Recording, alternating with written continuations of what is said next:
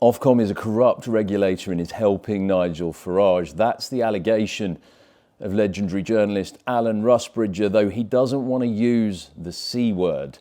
Now let me explain. He's done a big piece of work lately, Alan Rusbridger, where he sat down and he has watched many hours of GB News output. He has induced 20 other poor souls to do the same, and what they have concluded is that GB News has a Reform UK bias, that it's supporting Reform UK over and above other parties, and that is a breach of Ofcom guidance. Now, he set all this out in a podcast a few days ago. Each reviewer was given the Ofcom code and then was given a form and said, can you mark this for accuracy, impartiality, for range of views, and for overall compliance? And please give timestamps. There's usually a token bedwetting lefty there to put the other side of the case, and quite often they're treated quite aggressively and interrupted by the host. I don't think anyone with a straight face could argue that any of this is duly impartial.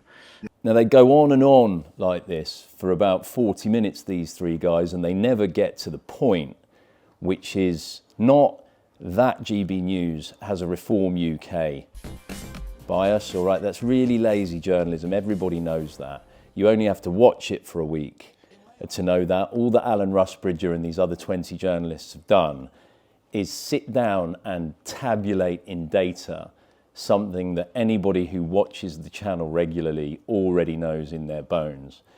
GB News drives a coach and horses, in our opinion, through the political impartiality rules each and every day. The only interesting journalistic question here is, why is Ofcom allowing them to do that? And they never get there, these three guys. the lantern-jawed one on the right almost does here. And Rusbridger bottles it. What do you think is going on? Well, I think it is. I do think it is a deliberate attempt to give Reform a platform. Yeah. I do. Now, you see how he hesitated there before he answered the question. The correct answer is Ofcom is corrupt and it's letting GB News off the hook. But he doesn't want to say that, Alan Rusbridger. He thinks about it, I think, and then he just waffles something about Reform and just being platformed by GB News, and then goes in for this sort of head-scratchy kind of, we just don't know why Ofcom would do that. Now, I did read elsewhere that he had an interview, Alan Rusbridger, set up with Ofcom, and that he sent them a tabulated list of all these breaches they wanted to talk about, and then the Ofcom pulled out of the interview and said they weren't going to be able to make it work. In other words, they don't want to sit in front of Alan Rusbridger with a camera on and justify their corruption, because that's what this is.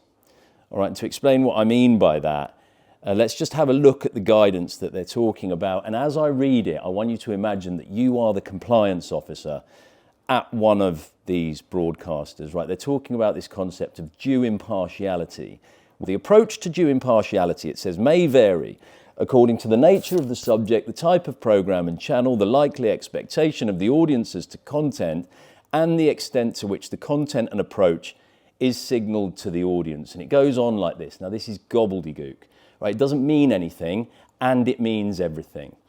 It could be used by a capable lawyer to look at GB News' output and take them off the air tomorrow, and it could be used by a capable lawyer to look at GB News' output and justify not doing so. And that's the point of it. That's why it's written in the vague language that it is, and it means that someone can pick up the phone to Ofcom and say, look the other way on GB News and political impartiality when it comes to Reform UK.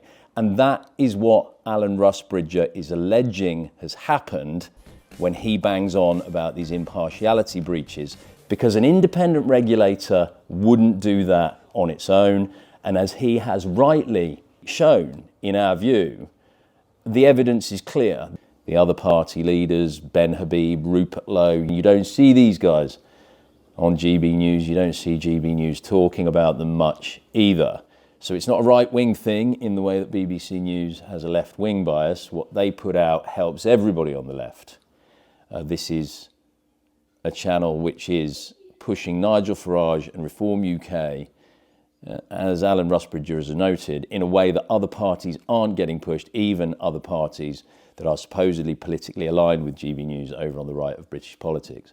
Right, now, if we just go over to the High Court for a second and talk about Rupert Lowe's case against the ICGS, he is alleging there that a regulator has been corrupted to help Reform UK, and now Alan Rusbridger is alleging that Ofcom has been corrupted to help Reform UK. So you've got two men there, very prominent men, one on the left, one on the right, and they are both saying the same thing, which is that these regulators, what Liz Truss would refer to as the blob, has now been mobilised on two occasions to help Nigel Farage and Reform. And you can see in the case of Reform how useful that is to have what Alan Rusbridger describes in his coverage, I think, as a 24-hour advertising platform. You can see that that advantage is reflected in their polling. And anybody who thinks that Nigel Farage is the change candidate, the great hope, he's going to save the country, should think about that next time they're in a polling booth.